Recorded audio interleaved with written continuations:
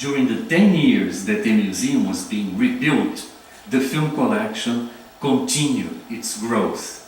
When the museum opened again in 1988, the collection was immense, was huge, and that created, then the irony again, created a problem of film collection within a museum of art. And then there was an intense competition between space, and the film was considered, that's a crisis. I was involved into this, so it's hard even for me to start talking about this. But anyway, part of the collection went to São Paulo. There was an intense power struggle within the museum to minimize the size of the collection. More than once I was asked by the board of directors to justify why we needed 2 film archives in Brazil, for example. This kind of question. One of the answers I gave them, I said, but why do we have 1 fine arts museum? Why do we have more than 1 fine arts museum in Brazil? There could be only 1. So that was like the last drop of water into this whole crisis. But anyway, going back to our film program, so that's when the concern with preservation began very strongly in our program, and beginning with Hernani, and I was involved into transforming this optional discipline into a mandatory one. How do you say mandatory? But in English. A mandatory. Yeah. I think mandatory is so Portuguese. Mandatory. So it was a mandatory since 2002. And that's why we have so many film students here, ex-film students, in the small room here. I can count some here. Just on this table we have 2. So this explains, I think, the importance of Universidade Federal Fluminense for the area of film preservation, I would say not only in Brazil but also in Latin America. The area as part of the formation of a film student. Precisa traduzir para português? Estou perguntando aqui. Precisa tradução? Precisa de tradução? Não, só que foi uma demanda decente. Acho que isso é mais útil ainda. A disciplina vira obrigatória por exigência dos alunos. Fabian is reminding me, a very absolute, quintessential remark, is that the demand for the discipline came from film students. This is important. Inês is going to talk about. This is very important because most of those students that demanded this discipline were working at MAM, were working at the archive with Hernani. Inês. E todos os professores resistiram, com exceção do João. O João, você foi o professor que apoiou a iniciativa. Sim, mas para nossa surpresa na época, muitos professores falavam que era uma coisa secundária, que não faria sentido fazer parte do novo quadro de disciplina. You can translate it, right? So the Yes, thing please. is, it became there was this change in the whole structure of the film school, and the students were invited to propose some new courses, and this was one of the demands, that film preservation would become mandatory. And for surprise of most of the students, the professors were against the idea, and João Luiz was the only exception. And it was at the end the film preservation became mandatory, and that's probably because of you and the students altogether.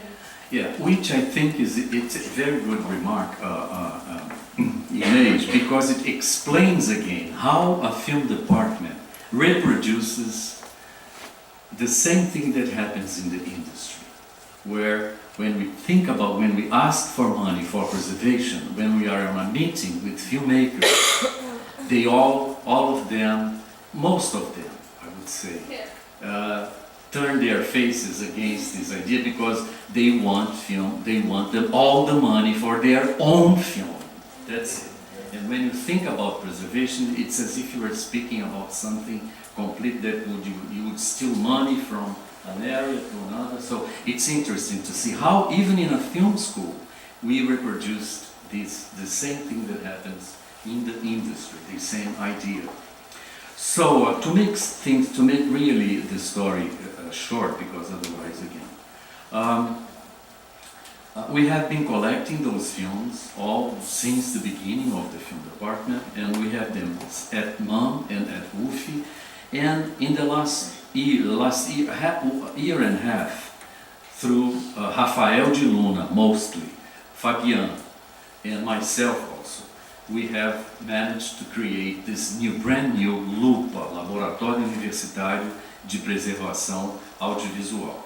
The first idea of LUPA, of course, we have to take care of our collection, but the first idea of creating LUPA was to start collecting films that like the orphan film kind of profile, amateur films, films that have no owners, family films, etc.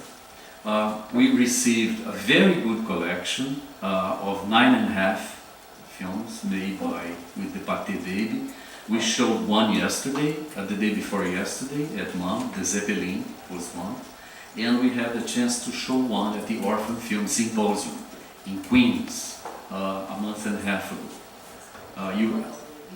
The beach one, I don't remember if I've seen a wonderful film about this balneário, about this beach area called Urca in Rio de Janeiro, where the casino da Urca is there, a famous casino. We see the casino at the film, where people, the likes of people like Carmen Miranda, for example, Josephine Baker, the American big band orchestras, for example, presented. And it's nice. So, but the films are really very interesting. We have films from the 30s, films from late 20s and early 40s, which belongs to this collection, J. Nunes. So we are going to see this at UFI, not at MAM. These films have been digitized already, and they are accessible. You can see them. They are available to see them on YouTube. If you look at LUPA on the LUPA Facebook page, you'll see part of this collection already in digital form. 2 weeks ago, we received a message from the Brazilian Academy of Literature, which is a very important, perhaps the most important institution connected with Brazilian literature. And they were just out of this brief presence of LUPA, very brief, in the web, we have received an invitation to see some of the collections they own of the private writers, which are family films. They don't know what to do with those films. They are at the Academia. You heard about this, haven't you? This is brand new. So we are going to pay a visit, just after APEX, we are going to pay a visit to Academia Brasileira de Letras. They asked us to go there and visit and see what, and give suggestions on what to do. So this is I think this is one of perhaps the best thing that would happen now for LUPA. So what you are going to see, our expectation, we have two expectations. One is that we're going to Niterói. There is a program that's already there. You know what, there will be work on small, on digital processing. There will be a work on small gauge films. There is a lecture by Howard Desser on, this is going to happen mostly the whole day on Friday, the 15th. I won't be there because I'll be in Ouro Preto already. So we will be there. The whole day will be devoted to look at LUPA, to look at what we have been doing with our own equipment. And this is also brand new. Rafael is being very diligent and very energetic and very dynamic in engaging film students. Now also to work with equipment. All the equipment, I mean most of the equipment that we still have at UFI, which now became obsolete, should not be abandoned. I mean, they should be taken care of, should be cleaned, and should be cataloged, and it should become something that one could also use into classroom. So you're going to see that. This is one thing that will happen. The second thing has to do with politics. And I'm involved into this because we have just elected a new president for the university. He's going to stay in the office for the next 4 years. So I invited him to come on Friday, late Friday, there, to meet you all, and also to sign a kind of protocol of intentions between UFI and NYU and me up.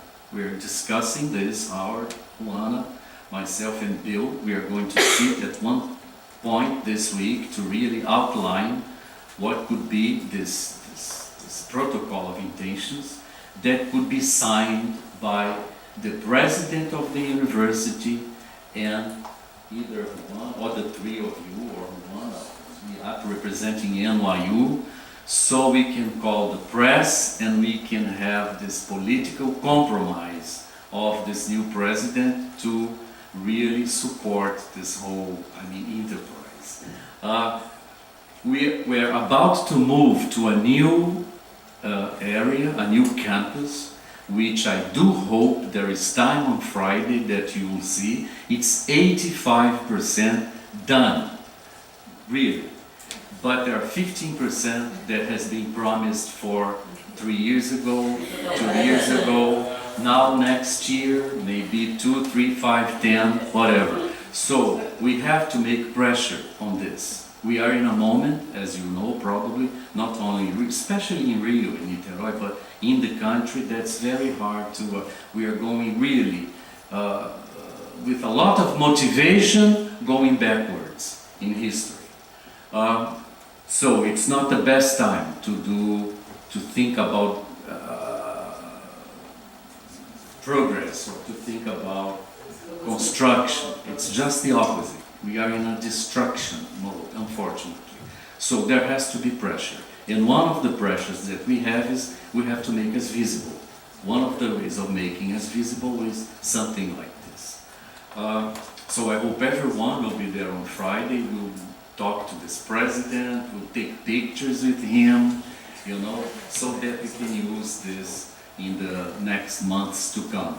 And if you visit this new campus, probably you are going to see it, the day that this will be done. I'm sure, I have no doubts that we'll be visiting the most beautiful film school in the world, really, because it's just by the bay, really, by the bay. You have Rio in front of you and also Niterói, but you sit from, let's say, 180 degrees, you have a landscape that's really unique in the world. So, thank you, Joel.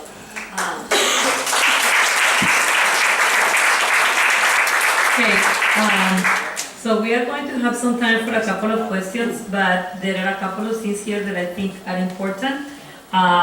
During the summit, we discussed that an issue in Latin America is that most times the projects are accomplished to a 70 or 80%, and then there is a 20% that is procrastinated forever. So this is like an example, and it's perhaps something in which we can put a little bit of pressure. Anybody needs translation?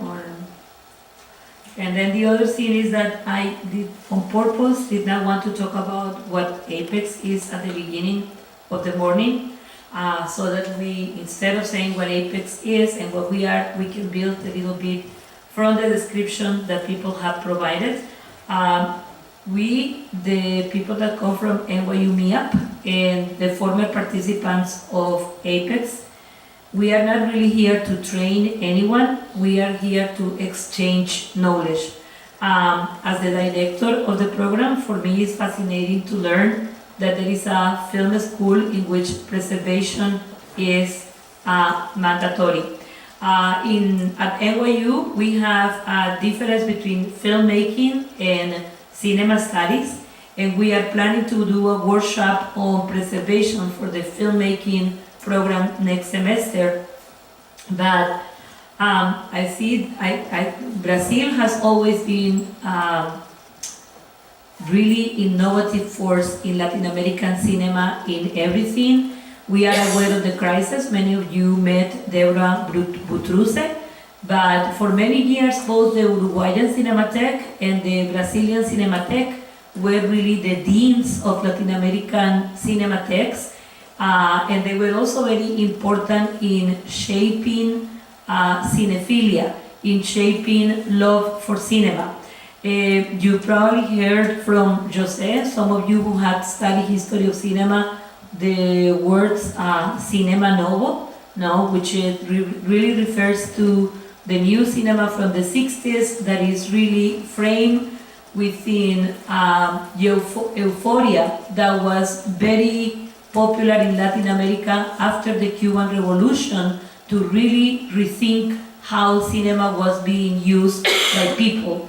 And along with liberation cinema in Bolivia, along with imperfect cinema in Cuba, there was a very refreshing. I think that sometimes the Cuban Revolution is so stigmatized in the States that people forget that it's a very important force, and it was a very important force of resistance for Latin American countries.